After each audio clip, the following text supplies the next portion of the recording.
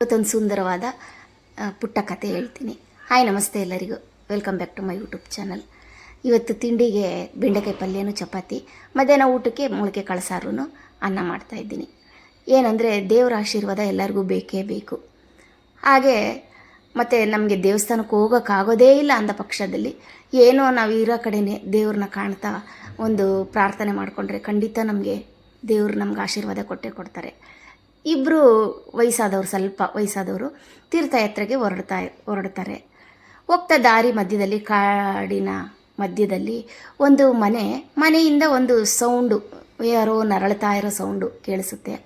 ಆ ತಕ್ಷಣ ಒಬ್ಬ ವ್ಯಕ್ತಿ, ಯಾರೋ ಇಲ್ಲಿ ಪಾಪ ತುಂಬ ನರಳ್ತಾ ಇದ್ದಾರೆ, ಸ್ವಲ್ಪ ಹೋಗಿ ನೋಡ್ಕೊಂಬರೋಣ ಬಾ ಅಂತ ಅಂದರೆ, ಇನ್ನೊಬ್ಬ ವ್ಯಕ್ತಿ ಹೇಳ್ತಾರೆ, ಇಲ್ಲ ನನಗೆ ತೀರ್ಥಯಾತ್ರೆಗೆ ತುಂಬ ಲೇಟ್ ಆಗಿಬಿಡುತ್ತೆ, ನೀನು ಬೇಕಾದ್ರೆ ಹೋಗಿ ನೋಡ್ಕೊಂಬಾ, ನಾನು ಅಲ್ಲಿ ಕಾಯ್ತಾ ಇರ್ತೀನಿ ನಿನಗೆ, ಅಲ್ಲಿ ಬಂದು ನನ್ನ ಜೊತೆ ಜಾಯ್ನ್ ಆಗಿವಂತೆ ಅಂತ ಹೇಳ್ಬಿಟ್ಟು ಹೊಲ್ಟೋಗ್ತಾರೆ ಆ ವ್ಯಕ್ತಿ. ಸರಿ, ಈ ವ್ಯಕ್ತಿ ಮನೆ ಒಳಗಡೆ ಬಂದರೆ ಅಲ್ಲಿ ಒಂದು ವಯಸ್ಸಿನ ವ್ಯಕ್ತಿ ತುಂಬ ನರಳ್ತಾ ಇರ್ತಾರೆ, ಮಲಗಿರ್ತಾರೆ. ಆತನ ಹತ್ರ ಬಂದು ಮೈ ಮುಟ್ಟು ನೋಡಿದ್ರೆ ತುಂಬ ಸುಡ್ತಾ ಇರುತ್ತೆ. ಸರಿ, ಹಾಗೆ ಇನ್ನೊಂದು ಶಬ್ದ. ಸ್ವಲ್ಪ ಮುಂದೆ ಹೋಗಿ ನೋಡಿದ್ರೆ ಒಂದು ಮಗು ಅಳ್ತಾ ಕೂತ್ಕೊಂಡಿರುತ್ತೆ. ಆ ಮಗುನ ಸಮಾಧಾನ ಮಾಡ್ತಾಯಿದ್ರೆ ತಕ್ಷಣ ಇನ್ನು ಪಕ್ಕದ ಕೋಣೆಯಿಂದ ಇನ್ನೊಂದು ಸೌಂಡ್ ಬರುತ್ತೆ. ಅಲ್ಲೋಗಿ ನೋಡಿದ್ರೆ ಒಂದು ವಯಸ್ಸಾದ ತಾಯಿ, ಅವರು ನರಳ್ತಾ ಇರ್ತಾರೆ ಜ್ವರದಿಂದ.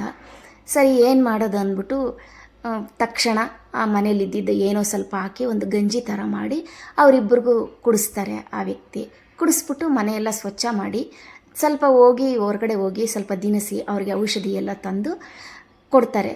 ಕೊಟ್ಟರೆ ಮಾರನೇ ದಿನ ನಾನು ಹೊರಡ್ತೀನಿ, ನನಗೆ ಇನ್ನು ತೀರ್ಥಯಾತ್ರೆಗೆ ಹೋಗೋದಿದೆ ಅಂತಂದರೆ ಆ ಮಗು ಜೋರಾಗಳುತ್ತೆ. ತಾತ ನೀವು ಹೋಗಬೇಡಿ, ಏನೋ ನೀವು ಇದ್ದಿದ್ದಕ್ಕೆ ಇಬ್ಬರಿಗೂ ಸ್ವಲ್ಪ ಔಷಧಿ ಎಲ್ಲ ಕೊಟ್ಟು ಅಡುಗೆ ಮಾಡಿಕೊಟ್ಟಿದ್ದೀರಾ, ಇನ್ನೊಂದು ಸ್ವಲ್ಪ ದಿವಸ ಇಲ್ಲೇ ಇರಿ ಅಂತ ಜೋರಾಗಳುತ್ತೆ. ಆ ವ್ಯಕ್ತಿಗೆ ಮನಸ್ಸು ತುಂಬ ನೋವಾಗಿ ಅಲ್ಲೇ ಇದ್ದುಬಿಡ್ತಾರೆ. ಸ್ವಲ್ಪ ದಿನಗಳ ಕಾಲ ಆದಮೇಲೆ ಅವರಿಬ್ಬರು ಹುಷಾರಾಗ್ತಾರೆ. ಈತ ಬರುವಾಗ ಅವನ ಹೆಂಡತಿ ಒಂದು ಉಂಗುರ ಕೊಟ್ಟಿರ್ತಾರೆ, ಇದನ್ನ ನಿಮ್ಮ ಕಷ್ಟ ಕಾಲದಲ್ಲಿ ಉಪಯೋಗಿಸ್ಕೊಳ್ಳಿ ಅಂತ. ಕೈ ನೋಡಿದ ತಕ್ಷಣ ಉಂಗುರ ಕಾಣಿಸುತ್ತೆ. ಆ ಮನೇಲಿ ಇದ್ದಿದ್ದ ವ್ಯಕ್ತಿಗೆ, ತಗೋ ಇದನ್ನ ಉಪಯೋಗಿಸ್ಕೊಂಡು ಏನೋ ಒಂದು ವ್ಯಾಪಾರ ಶುರು ಮಾಡಿಕೊಂಡು ನಿನ್ನ ತಾಯಿ ಮಗುನ ನೋಡ್ಕೋ ಅಂತೇಳಿ ಅವ್ರಿಗೆ ಆ ಉಂಗುರನ ಕೊಟ್ಬಿಡ್ತಾರೆ. ಸರಿ ಸ್ವಾಮಿ, ನಮ್ಮಿಂದ ನಿಮಗೆ ತುಂಬ ತೊಂದರೆ ಆಗಿದೆ, ತೀರ್ಥಯಾತ್ರೆಗೆ ನಮ್ಮನ್ನು ಕ್ಷಮಿಸಿ, ನೀವು ಹೋಗಿ ಬನ್ನಿ ಇಲ್ಲ, ನಾನು ತೀರ್ಥಯಾತ್ರೆಗೆ ಹೋಗಲ್ಲ, ಮನೆಗೆ ಹೋಗ್ತೀನಿ, ನನಗಿಲ್ಲೇ ತೃಪ್ತಿಯಾಗಿದೆ, ದೇವ್ರನ್ನ ನೋಡಿದಷ್ಟು ಸಾಕು ಅಂತ ಹೇಳ್ಬಿಟ್ಟು ಆತ ಮನೆ ಕಡೆ ಹೊರಡ್ತಾರೆ. ತೀರ್ಥಯಾತ್ರೆಗೆ ಹೋಗಲ್ಲ. ಯಾರಿಗೋ ಒಬ್ಬರು ಕಷ್ಟದಲ್ಲಿರೋರಿಗೆ ಒಂದು ಸಹಾಯ ಮಾಡಿದ ತೃಪ್ತಿನೇ ಒಂದು ದೇವ್ರನ್ನ ನೋಡಿದಷ್ಟು ಸಂತೋಷ ಆಗುತ್ತೆ. ಈ ಕತೆ ನಿಮ್ಗೆ ಇಷ್ಟ ಆಗಿದ್ದರೆ ಒಂದು ಲೈಕ್ ಮಾಡಿ. ಇನ್ನು ಯಾರೆಲ್ಲ ನನ್ನ ಚಾನಲ್ ಸಬ್ಸ್ಕ್ರೈಬ್ ಮಾಡ್ಕೊಂಡಿಲ್ಲ, ಸಬ್ಸ್ಕ್ರೈಬ್ ಮಾಡ್ಕೊಳ್ಳಿ.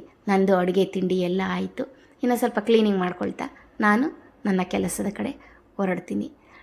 ಇಷ್ಟೊತ್ತು ನನ್ನ ವಿಡಿಯೋ ನೋಡಿದ್ದಕ್ಕೆ ಎಲ್ಲರಿಗೂ ಧನ್ಯವಾದಗಳು. Thanks for watching.